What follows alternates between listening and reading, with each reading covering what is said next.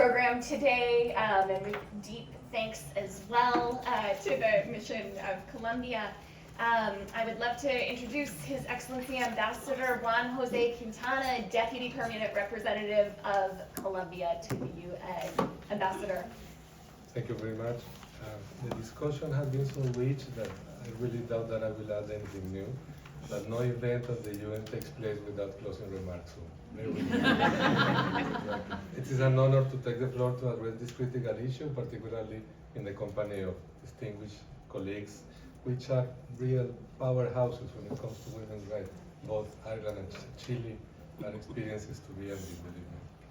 Colombia firmly believes that comprehensive, intersectional, and gender-responsive data is a fundamental tool to drive evidence-based decision-making, ensuring that policies and actions reflect the realities of women and girls worldwide.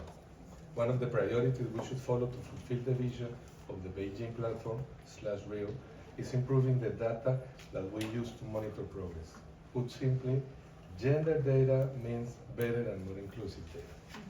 Therefore, out of a national experience, I would like to suggest a few steps that we can take to achieve that. First, we must invest in national statistical systems that mainstream gender and environment data. Only by mainstreaming the gender and intersectional approach, we can produce information to assess the situation of women and girls in different spheres: environment, entrepreneurship, leadership, education, and many more. Second, we must enhance the interoperability and integration of data. This is technical, but it is required. A whole-of-society approach is needed, of course, where governments, international organizations, and non-state actors collaborate radically, which sounds very good, to bridge knowledge gaps. Colombia is making progress through the implementation of the Environment and Economic Accounting System, this IIED, with the goal of strengthening the measurement of natural capital and integrating it into national accounts. Third, we must recognize and leverage local and indigenous knowledge in environmental data collection. Women, especially from indigenous, African descent, and rural communities, are not only disproportionately affected by environmental degradation, but also key actors in climate resilience and biodiversity conservation. Colombia has actively promoted the participation of women in climate governance and has integrated their contributions in the National Gender and Climate Change Action Plan, ensuring that gender is mainstream across environmental policies.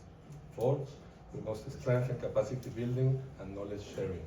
It is essential to promote the exchange of best practices, data sharing mechanisms, and joint research initiatives, as well as continue promoting civil society-generated data, especially women's organizations and movement-generated data. I was talking with my colleague here about our National Agency for Collection of Data, the DANE, the Departamento Nacional de Estadística, which is a cutting-edge institution. They are really, really on the forefront of this. But they are more than willing to share their expertise and their technical capacities with all those who feel the need to reinforce their training. Lastly, we call for stronger international cooperation and resource mobilization. Advancing gender and environmental data requires increased technical and financial support, particularly for developing countries. In multilateral negotiations, Colombia has consistently advocated for gender-responsive climate finance and is actively participating in the gender negotiations under the existing frameworks concerning climate change, biological diversity, and desertification to ensure that funding mechanisms address gender-differentiated vulnerabilities and strengthen women-led climate action. To conclude, advancing gender and environmental data is not just about improving the quality of statistics products. It is about strengthening the foundation for effective, equitable, and sustainable policy making. Let us work together to ensure that no woman, no girl, no community is left behind in our efforts to combat environmental challenges. Thank you very much.